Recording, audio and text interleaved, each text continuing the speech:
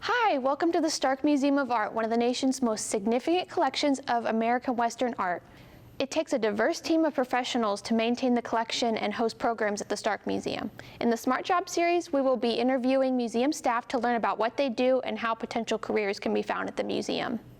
My name's Rachel, and I'm an SMA art education scholar. Follow along as I meet the staff and learn all about careers in the museum.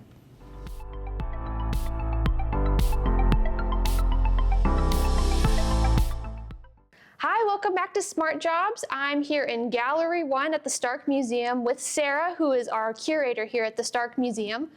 Sarah, tell us a little bit about yourself, introduce yourself. How long have you been working here? Thanks, Rachel. Glad to be here today.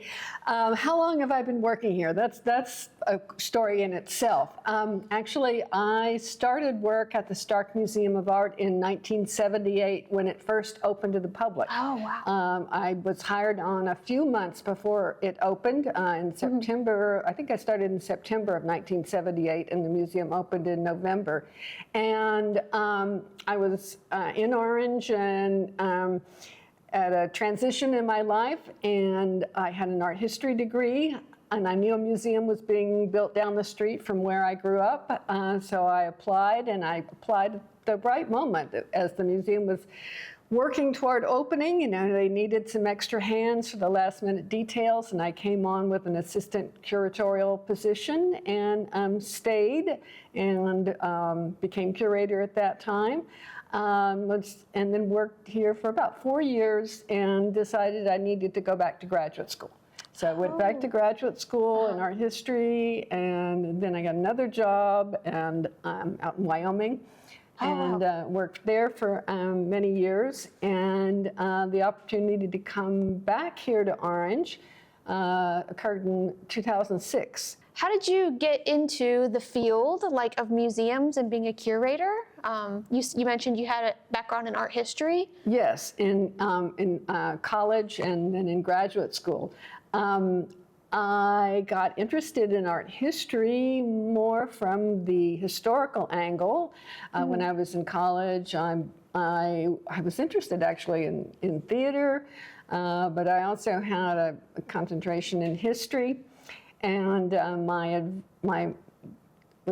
were called Dons, my faculty advisor, advised me to go to summer school at our college's summer school in London, and I took an art history class there and fell in love with it.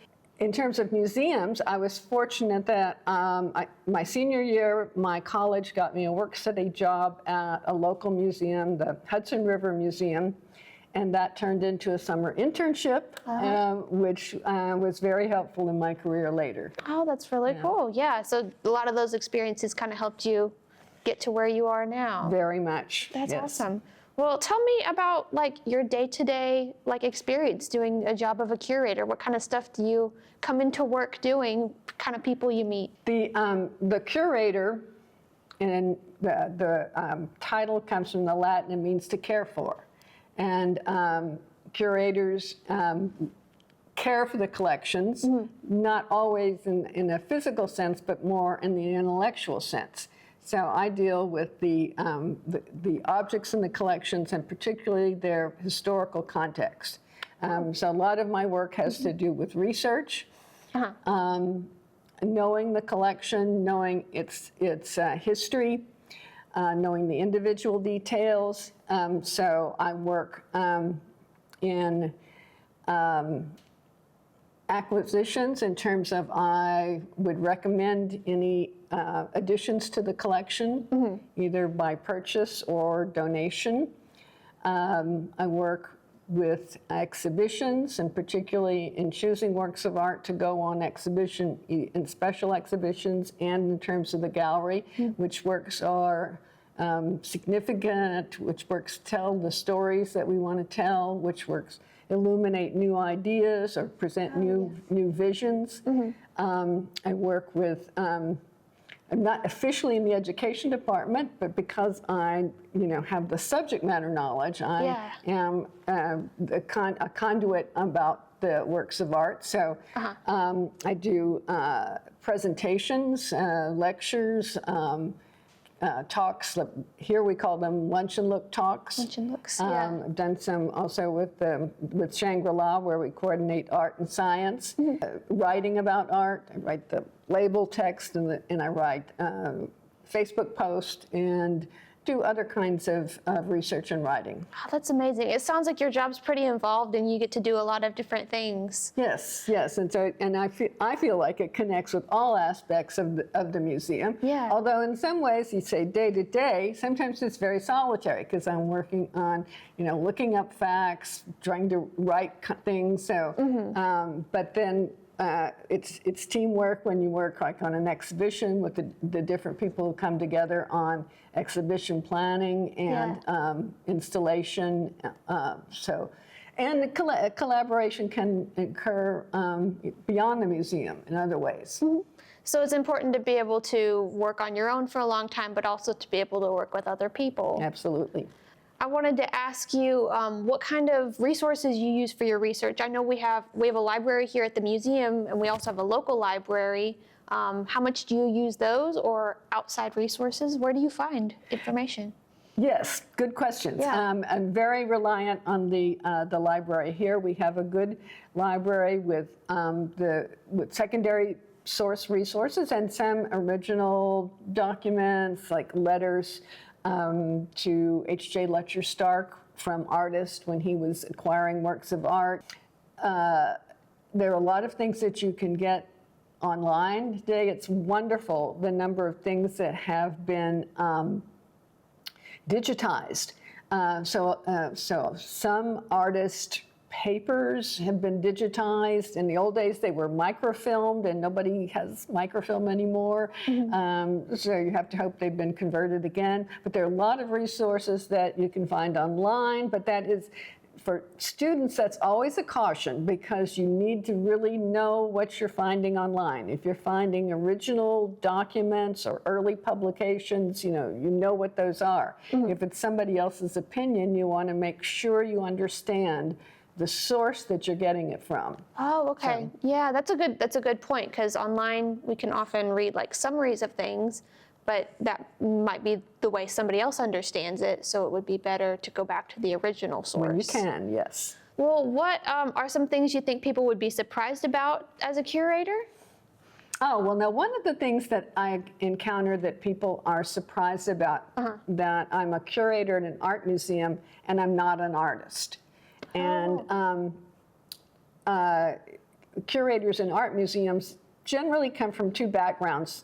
A lot do come as artists, as working artists, and that really adds a lot of knowledge about materials and art processes, which is really valuable. And I have a little, I've done a little hands-on art classes, probably not as much as I should. I came from a historical background of studying history in college and then focused on art history. And what I love about art history is how art relates to the history of the times, and how here in a Western Art Museum, we can see how our ideas of America have been produced, really, and disseminated through works of art. And I think it helps us to understand who we are from the works of art. Yeah, but I bet that makes it really helpful, like being able to focus on the history of people and how the art relates to that, I think is a